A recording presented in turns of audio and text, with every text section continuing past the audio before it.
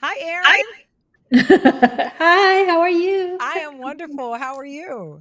Good, good, very good. I am so excited to talk to you.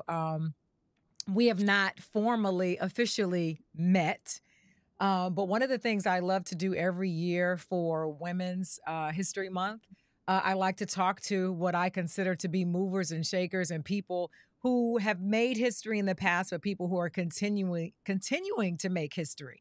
And you were one of the people who were on my list. I Oh, mean, wow. obviously, outside of the fact of being, the president and CEO of Habitat for Humanity, LA, blah, blah, blah.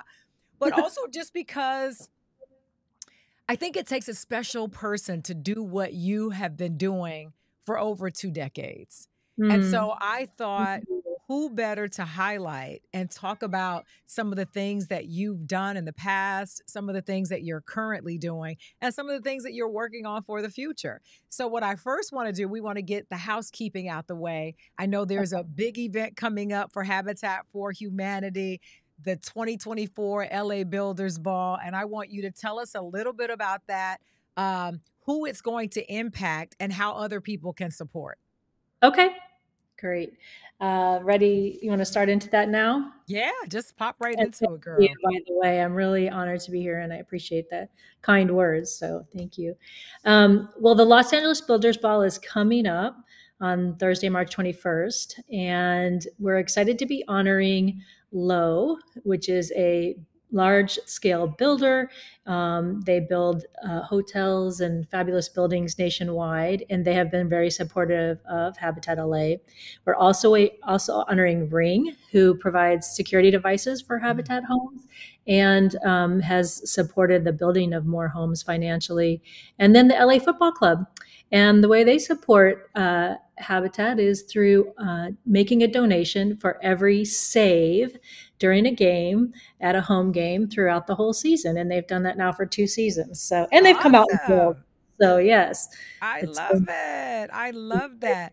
And one of the things that I try to be really clear about for me and this platform, Woman to Woman, is, a lot of girl chat, because I think a lot of times we know about the work that you do, but I like to get to know the person behind that work. Because, like I said in the very beginning, it takes a very special person to be willing to sacrifice, to be willing to pace the floor at night, to be willing to go above and beyond when there are a lot of no's. And we all know, when you're dealing in the business of charity and trying to help others, I can only imagine the number of no's, the number of maybes, the number of, kind of get back to me. We got you on the list kind of thing.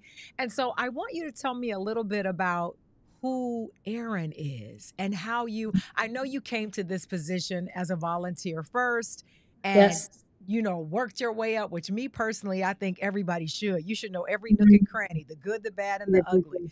But tell Yeah. me more about who Erin was when she was a little girl, and who she grew into to become this person, to want to help others and put others first. Mm. Well, I think as a young girl, I have this picture on my desk of me just sitting in a chair, and I just look so confident. And I thought, and so I keep that to remind myself that throughout the years, sometimes when we lose that confidence, that Mhm. you have to hold on to that confidence that you have as a child before you know the worries of the world, and before people will put doubt in your pathway. And so I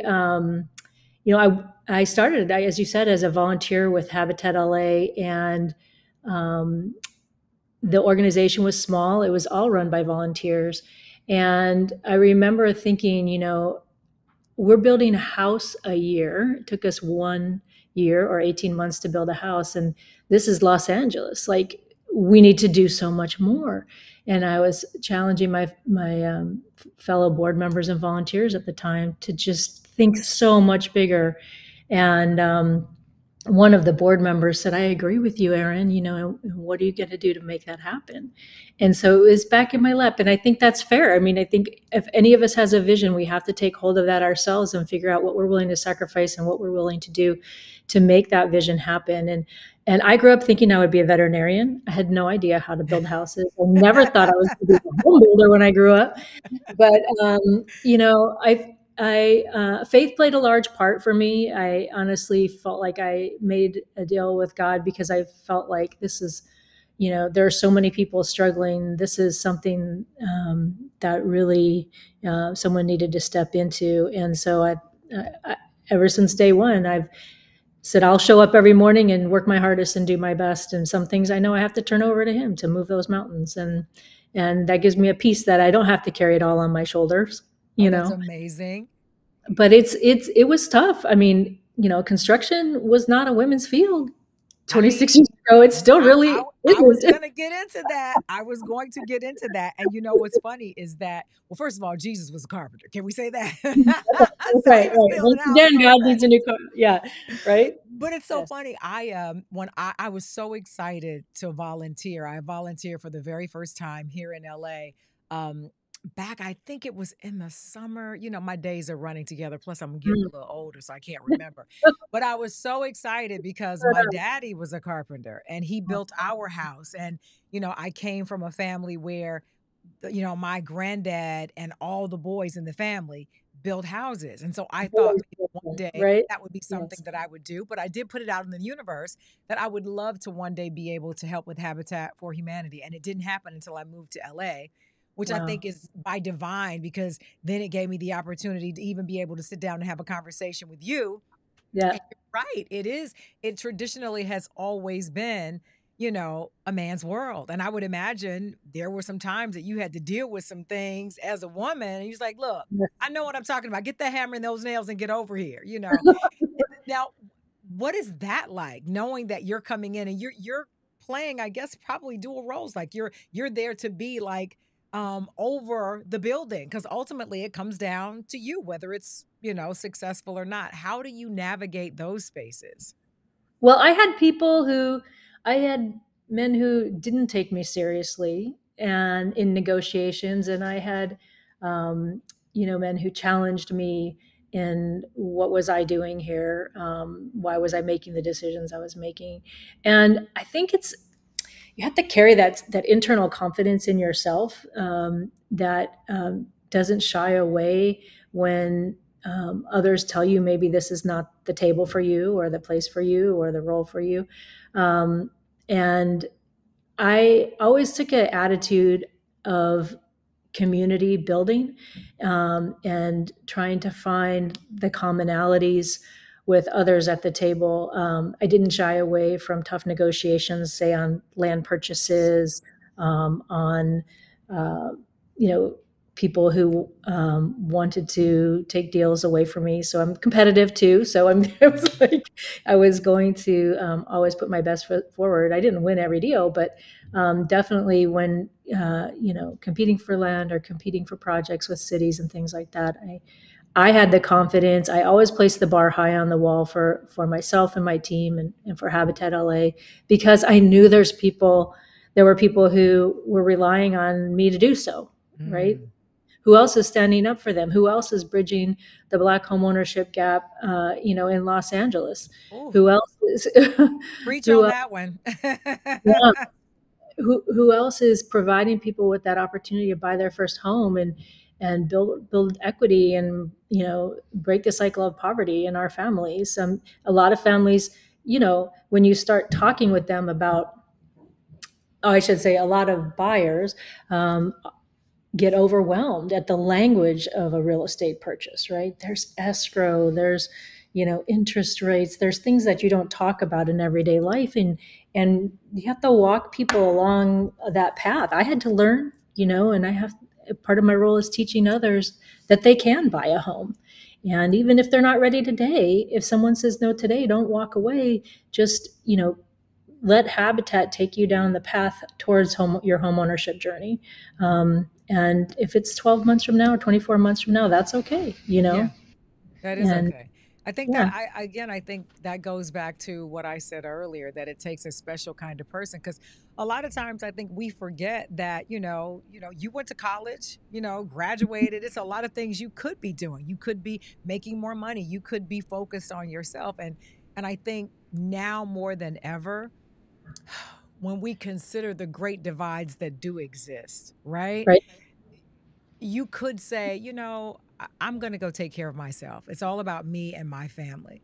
But to be able to face those tough situations in those rooms where people are not always listening to you. And, then I would imagine also trying to deal with, there is a great need and you want to help everybody and you Mm, can't always do it. How do you deal with that emotionally and psychologically when, as much as you do, it seems like there's always more to be done. And I can only imagine the weight of that, laying down, knowing, wow, we built, over 1,000 houses, but right. we need 10,000 more. Right. Like just the Right. weight of that. How do you deal with that? Yeah, I think I had to realize early on that you can't do it yourself.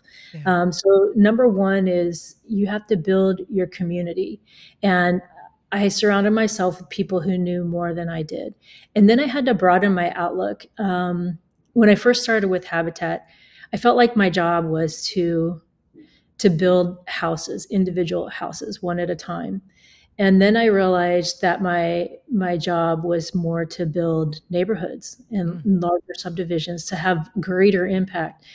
And then as time went on, I realized my job was really to build people, because when I build people, then I'm building more advocates, more people with a passion to help others. And there, as you said, are a lot of things that divide us, but I find tremendous hope when I think about a habitat build site. mm, You were on a habitat build site.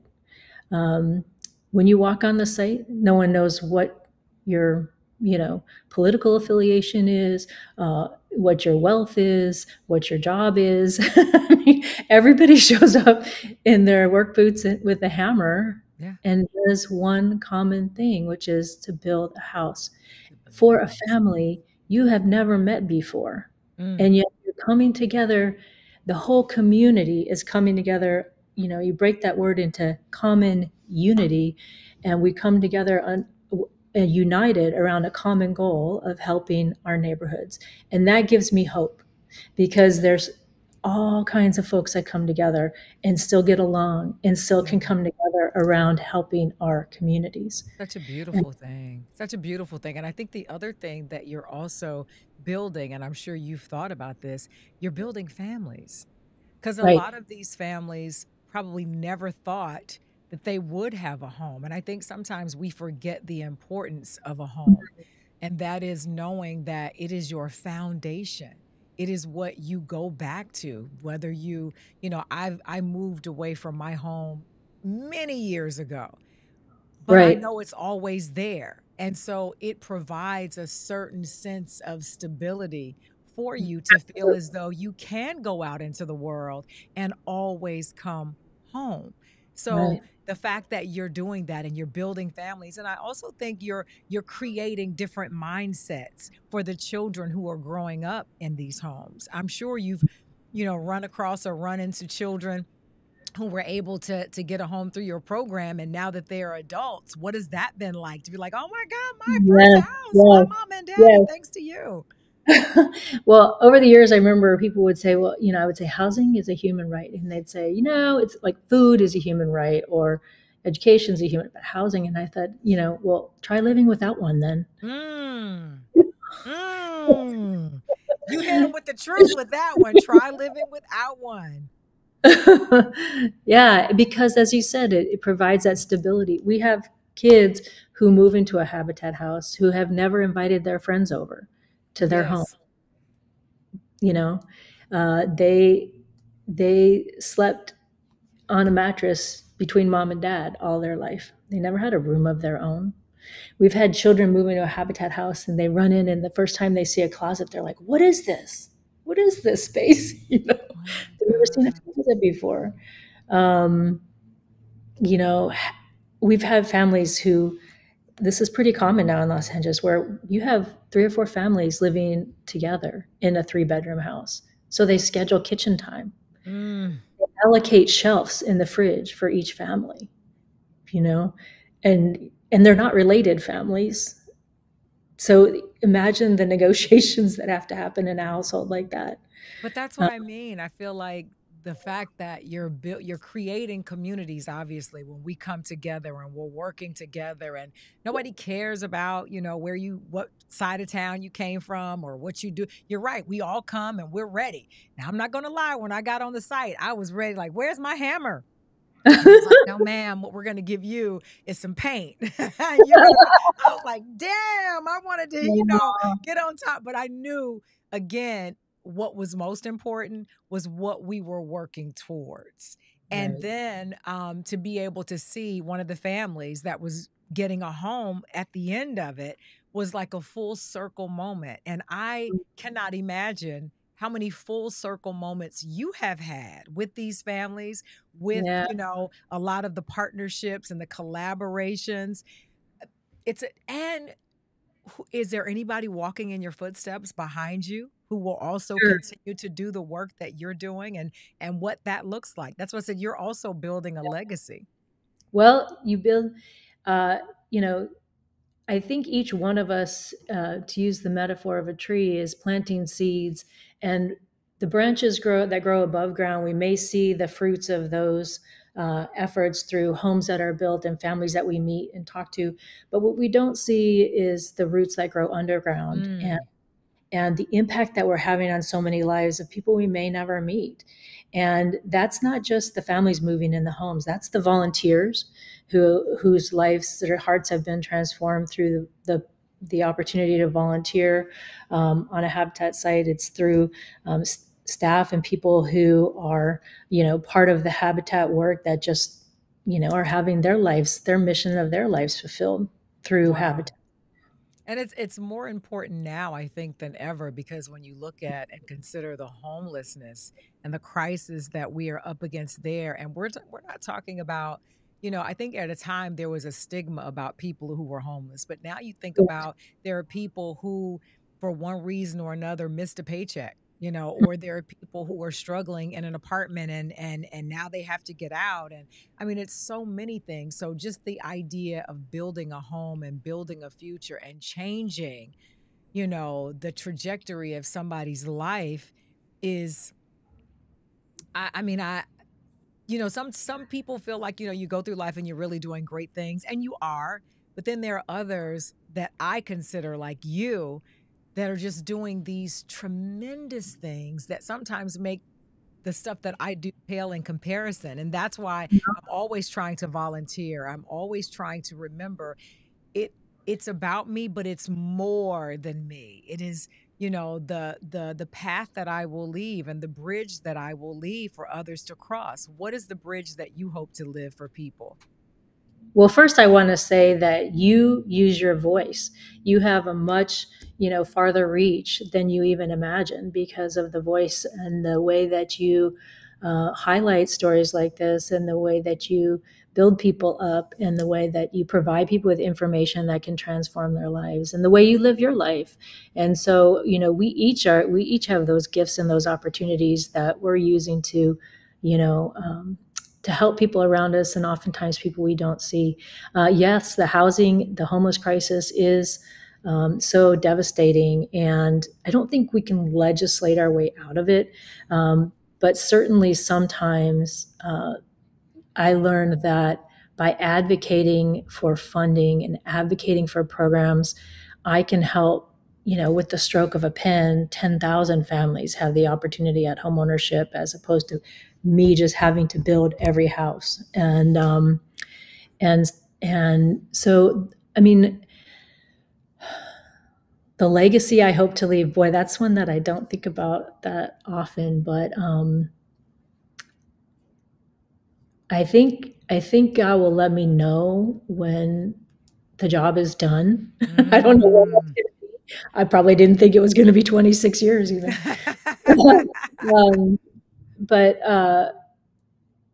my legacy will be those who have come along with me and Mhm. are ready to take it on the next path, take it down the next path.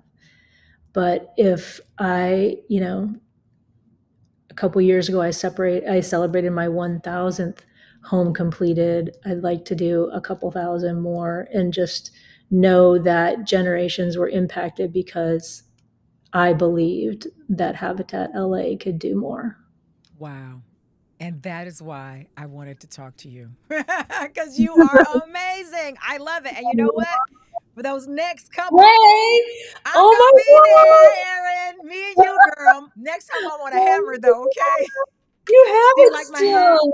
See, Look, I oh, bedazzled it, and is I fabulous. think that's one of the things that if you've never volunteered, I think everyone should do it at least once. I know everybody doesn't have the time, but it was the most heart feeling, um, fun, um I felt like I was walking on clouds the entire time because I knew the work that I was going to be doing was going to be important. But I had no idea of the camaraderie, um, the fellowship that I would experience with all of the people there. When we first got there, and the tent and the food and the fun and the laughter. And then we got on the bus and then we went and we were singing all the way. And then we got off the bus. And then I didn't know I was going to get to make my hat. I was like, what? Hey, And that I'm like, hard hat looks great on you. and you know what I did too? I know that I don't know if you guys do it all the time, but there was like an auction for different things. Yes. I tried to buy everything under the tent. It wasn't Oh, it didn't work in my favor, but I did get about two things, and then I bought myself a utility belt as well.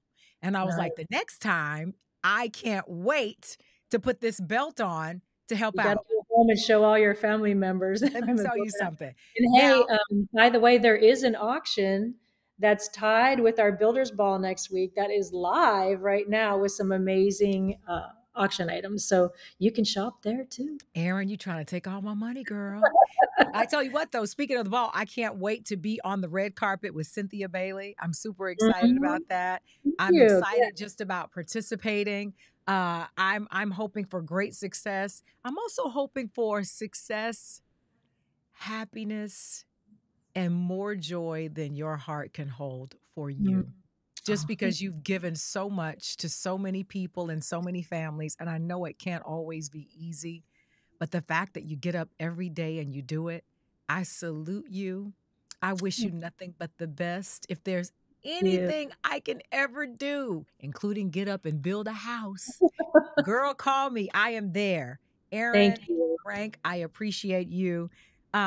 Continued success and more blessings than I anything. appreciate that. Thank you so much. Thank You you so got much. it. Thank you, Erin. We'll talk soon, and I'll see you on the red carpet. All right. See you there. Sounds good. Appreciate Thank you you. so Bye bye. much. Thank you.